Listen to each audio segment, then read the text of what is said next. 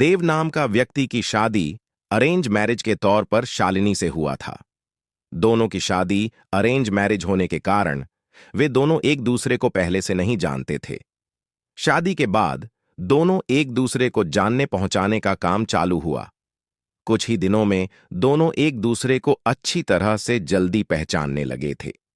जब दोनों में अच्छी तरह से पहचान हुआ, दोनों एक दूसरे को समझने लगे थे, तो देव को लग रहा था कि उसे एक बेहतर ही पत्नी मिली है, क्योंकि उसे पूरी तरह से समझने के बाद उसे समझ में आ गया था कि लव मैरिज करना कोई जरूरी नहीं है।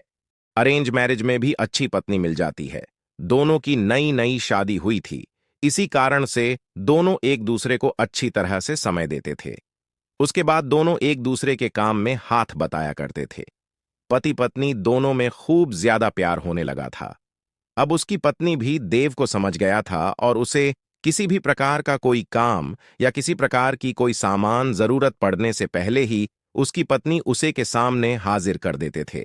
एक दिन देव अपने दोस्त को सूरज को अपने घर दावत पर बुलाया था। देव और शालिनी के प्यार देखकर सूरज बोल उठाकर तुमने तो अरेंज मैरिज की है, लेकिन तुम्हारी पत्नी बहुत अच्छी है, तुम्हारा बहुत ज्यादा ख्याल रखती है और तुम दोनों भी अच्छी तरह से अपना काम कर रहे हो।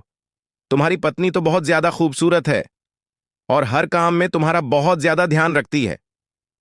तुम बहुत ज्यादा खुशकिस्मत होगी, तुम्हें अरेंज मैरिज होने के बावजूद भी तुम्हें इतनी अच्छी पत्नी मिली है।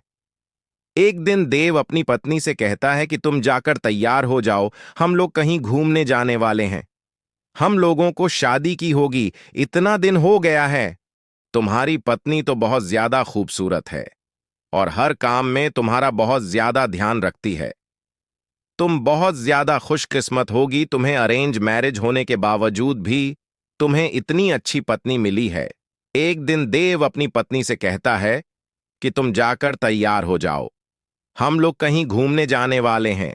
हम लोगों को शादी की होगी, इतना दिन हो गया है, वह सही हो जाएगी ना। तभी डॉक्टर कहता है कि तुम्हारी पत्नी की पैर की नसों में ज्यादा खून निकलने के कारण पैर को काटना पड़ा है, वह नहीं चल सकती है। इतना सुनते ही शालिनी की आंखों